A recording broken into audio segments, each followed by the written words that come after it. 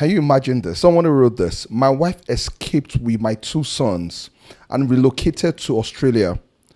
I carried her to the airport myself. I gave her documents to apply for the visa. She did this because I cheated on her. She pretended like everything was okay.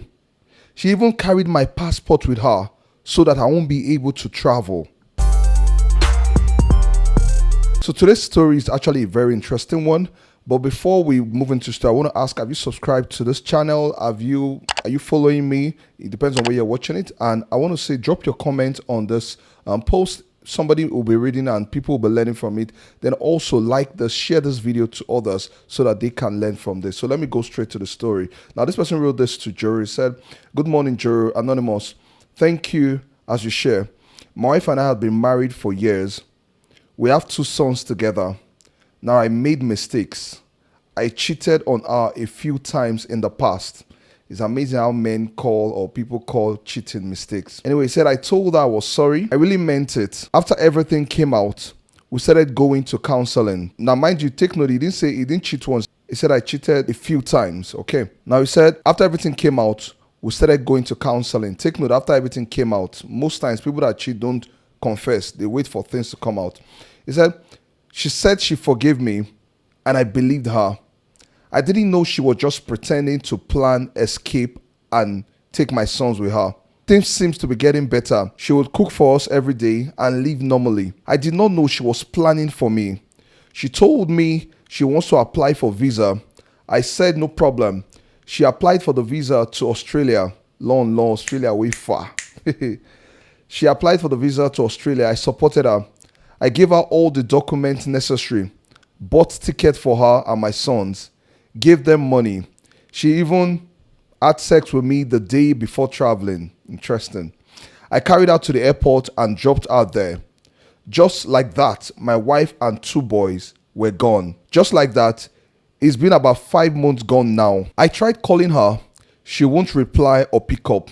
I tried calling her cousin there. No reply. Then later an alert came in and I saw my balance. And I saw she transferred a lot of money even. That's when I became worried. A lot of money was missing. I knew she stole from me and she was planning something. I looked around and I saw my gold was gone too. She didn't leave a note.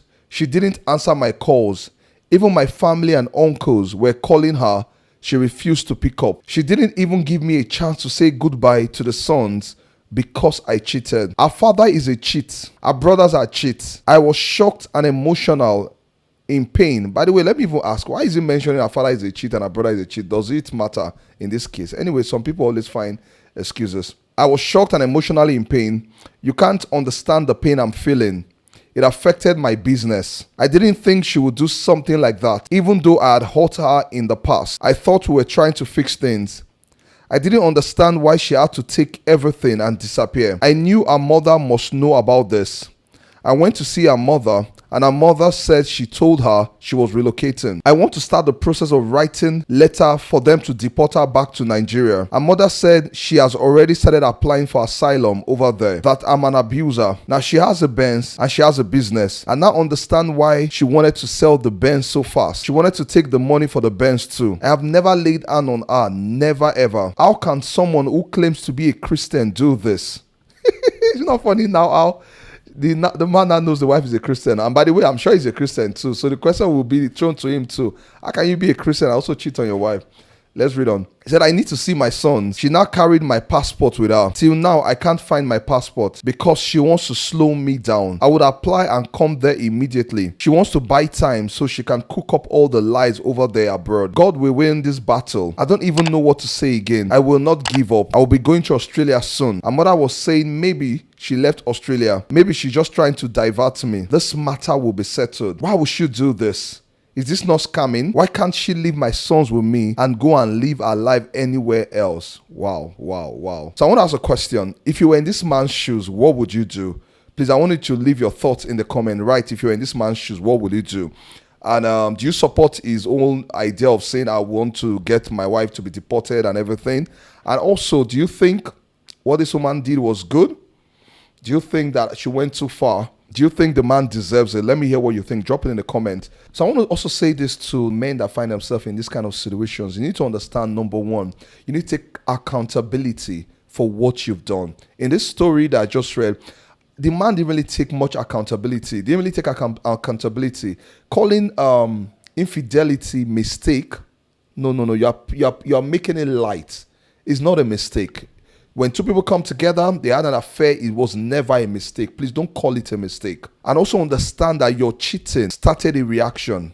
It's this chain of reaction, the way your wife is acting and everything, it was caused by your cheating. And your marriage is where it is today because you did what you did. You need to own it. You need to take responsibility for it. If you had not acted that way, your marriage will not be where it is today. Instead of you try to also revenge, now you want to find a way they would deport your wife. You see, revenge does not work. Revenge does not work. Right now, you should be thinking, okay, how do I solve this thing? How do I get to see my sons back? How do we, okay, fine, if we want to go our separate ways, how do we go our separate ways and our children will not suffer from this? Not the one, okay, they will deport them and they will see. Revenge, okay, you do that. Your wife will also do it. And at the end of the day, who will win? It's your children that will suffer at the end of the day. Understand that cheating has consequences. Now, betrayal may be forgiven verbally, but you see, scars remain. You can expect your wife, if you, for example, if it's your wife that, if it's the man that cheated, that please forgive me, and your wife can say, I've forgiven you. But you see, betrayals have scars. They leave scars, and scars remain. So let me give you an example. If a glass falls on the floor and breaks, and you glue it together, now what do you think will happen to that glass cup? It won't be as solid as it was before. In fact, holding that glass cup, you have to be extra careful. And it may even be leaking at some places, because it can never be the way it was. That's the same thing that happens when trust is broken. And also to the husband, you need to seek healing for yourself, because bitterness will consume you. I'm telling you, bitterness will consume you. You're already saying it's affecting your business. It can even affect much more. So you need to first heal. You need to first heal. If not, it will consume you. I'm telling you. So another lesson I want to bring out from this is that forgiveness must be real. Now, the wife says she forgave, but truly, that doesn't look like she really forgave.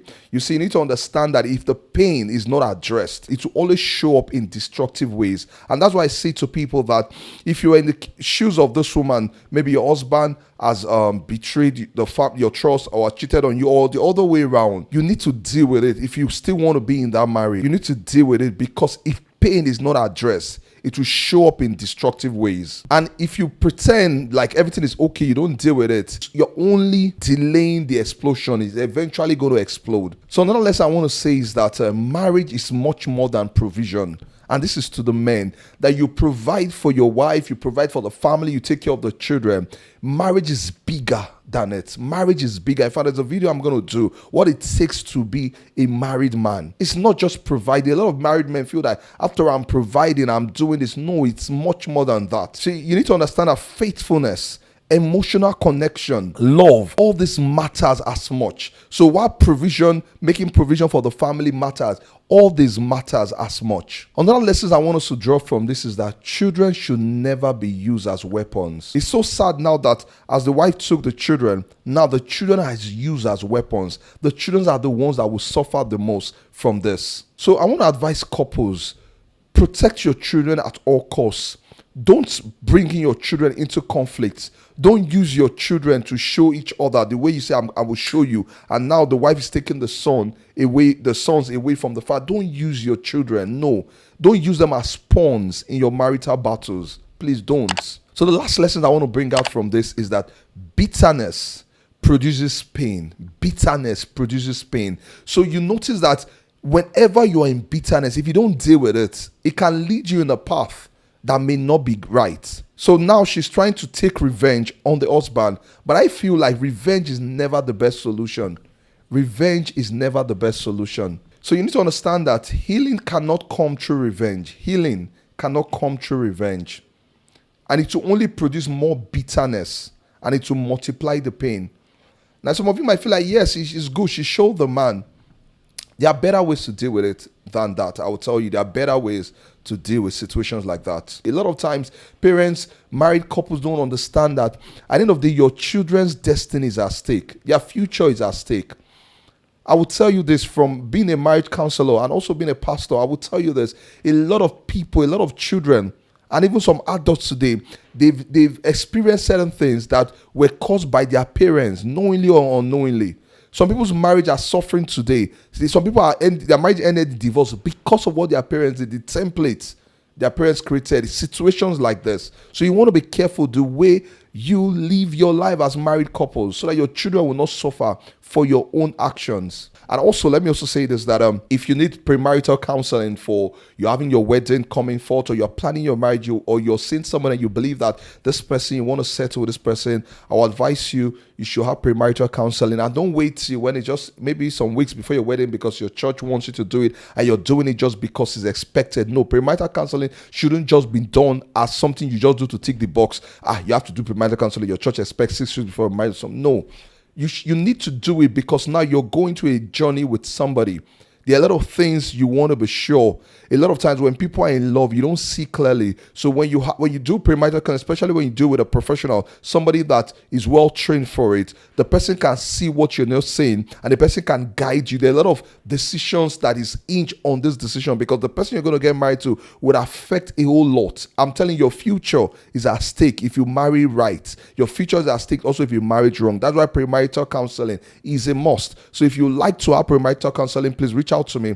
My wife and I, we both do it. We are professional marriage counselors and therapists. You can reach out to us, or you're married and you want to spice up your marriage. You believe that your marriage can be better than the way it is. Reach out to us. Or you're having issues in your marriage and you need help. You need professional counseling. You need help. You need therapists. Please reach out to us. We'll be glad to help you.